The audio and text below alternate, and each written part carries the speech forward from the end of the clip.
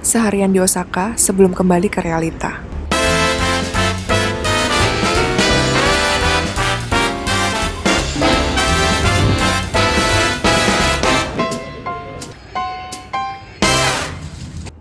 Halo guys, sedih banget.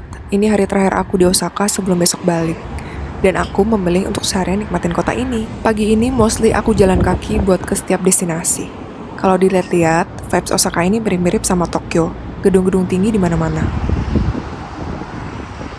Pas di jalan, aku nemuin lift supermarket. Salah satu supermarket kesukaan aku. Semoga udah buka ya. Soalnya ada beberapa yang 24 jam.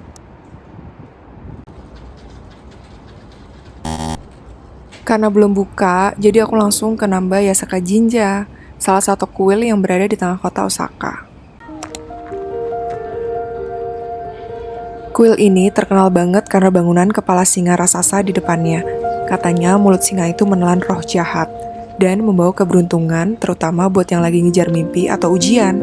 Gak heran banyak siswa pada kesini. Fun fact-nya, bangunan singa ini baru dibangun pada tahun 1970-an, jadi bukan bangunan kuno banget, tapi sekarang justru jadi ikon.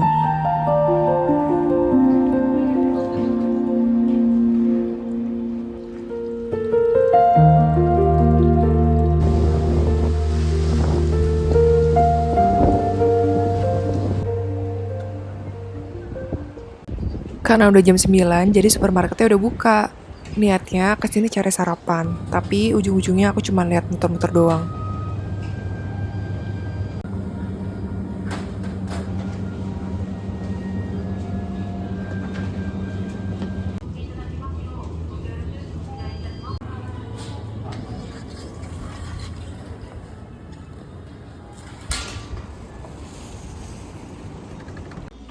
Akhirnya aku jalan lagi dan nyoba sarapan di Sukiya.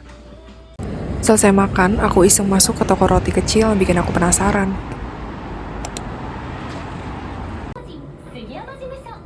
Di toko ini, semua menunya dituliskan dalam kanji, jadi kalian harus Google Translate dulu guys sebelum beli. Karena pilihannya lumayan banyak, aku tuh bingung. Pada akhirnya aku memutuskan untuk beli 2 roti. Aku lupa namanya apa, yang satu tuh ada cranberry-nya dan yang satu donat.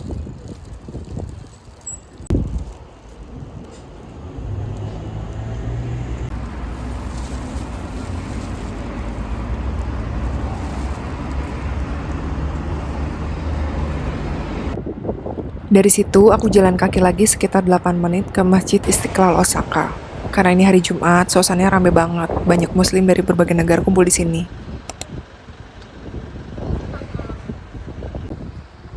Masjid Istiqlal Osaka didirikan oleh komunitas muslim, termasuk orang Indonesia di sini. Namanya diambil dari Masjid Istiqlal di Jakarta sebagai simbol identitas dan kebanggaan.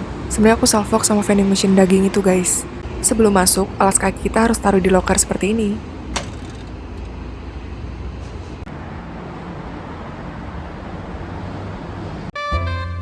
Dan di dalamnya ada toko kecil namanya Miomart yang jual bahan makanan halal termasuk produk Indonesia.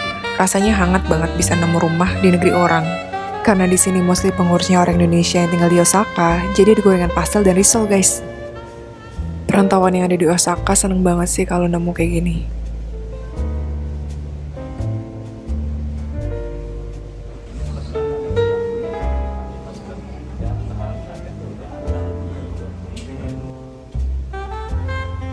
Untuk wanita, sholatnya itu ada di lantai 2 guys.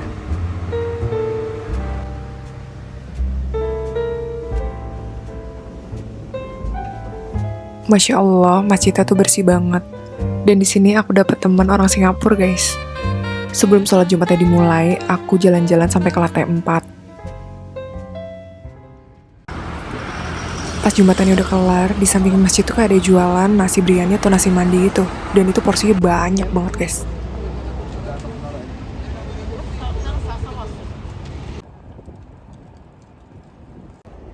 Habis itu aku jalan kaki ke Imamiya Station buat naik kereta ke daerah Umeda.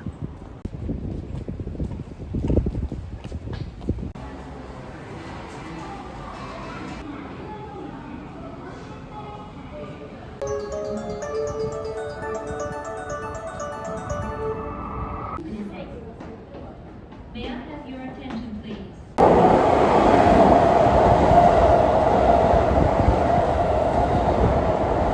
Bayangin, dari Osaka Station, aku tinggal jalan kaki menuju Umeda Sky Building tanpa ribet nyebrang jalan besar. Di Umeda ini, ada jalur pejalan kaki di atas jalan raya yang nyambungin station, mall, sampai gedung-gedung tinggi. Jadi mau pindah tempat tuh nyaman banget. Nggak harus turun ke bawah, ketemu lampu merah atau kendaraan. Tapi aku mampir sebentar ke drugstore buat beli titipan temen dan ada yang mau aku cari juga guys. Okay, then because it's over then.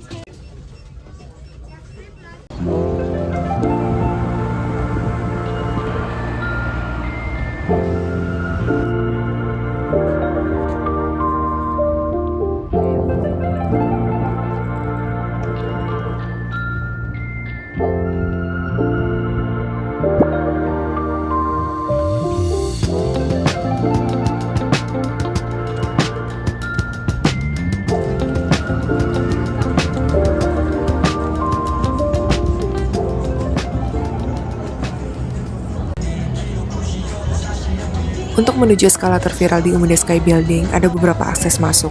Salah satunya lewat pintu Fun Fun Plaza ini.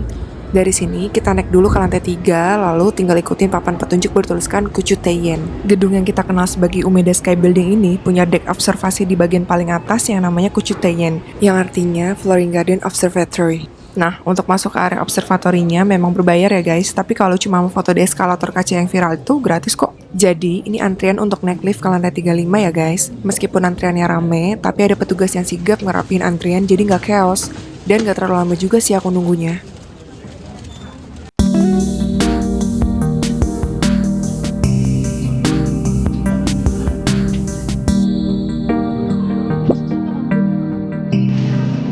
Pas udah sampai, kita kan langsung naik eskalator ini guys, dan itu pasti rame banget. Untuk dapetin footage yang bagus, kalian bisa ngulangin ini berkali-kali kok guys.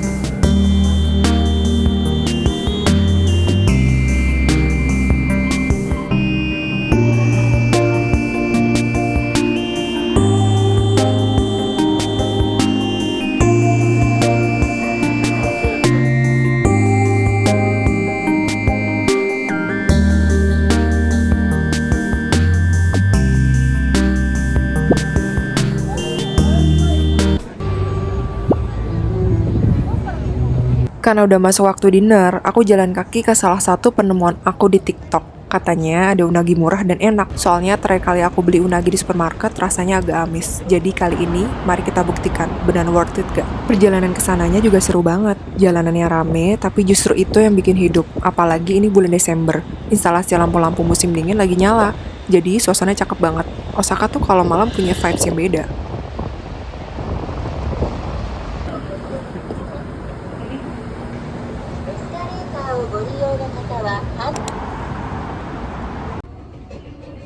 Ini pesannya pakai vending machine gini, terus kuponnya dikasih ke pelayannya. Dan yang bikin kaget, semangkuk nasi dengan unagi harganya mulai dari 640 yen aja. Di Jepang, makan unagi semurah itu tuh rare banget. Di setiap meja ada tambahan saus yang bisa dipakai sesuka hati. Tapi aku makan polosan aja udah enak banget. Dan yang bikin kaget lagi, di depan meja tuh ada tulisan kalau bikin Instagram story terus tag mereka bisa dapet sup miso merah gratis. Aku kira cuma gimmick, ternyata aku dapet beneran dong. Kadang traveling tuh sesimpel ini ya, nemu tempat random, harga murah, dapat bonus pula. Ini sih definisi nemu hidden gem tanpa ekspektasi tinggi, tapi malah bikin jatuh hati.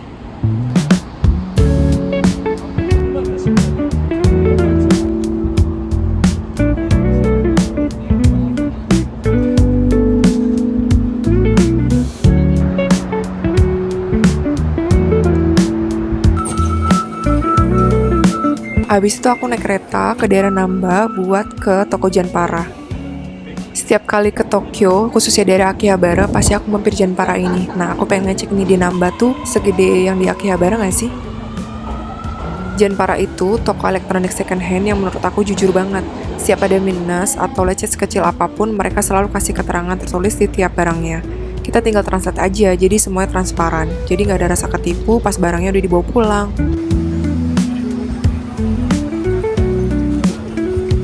Jalan balik ke hostel, aku lewat area Omo dari Hoshino Resort yang lagi nampilin Illumination. Lampu-lampu winter itu kayak penutup yang manis buat hari terakhir.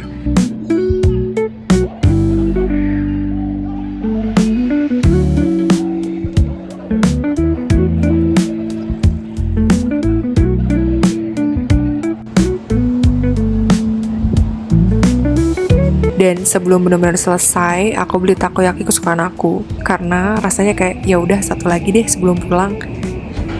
Makasih ya guys udah selalu nonton sampai akhir dan support aku. Kalau kalian suka perjalanan kayak gini, jangan lupa subscribe, like, dan komen ya. Sampai jumpa di perjalanan aku selanjutnya.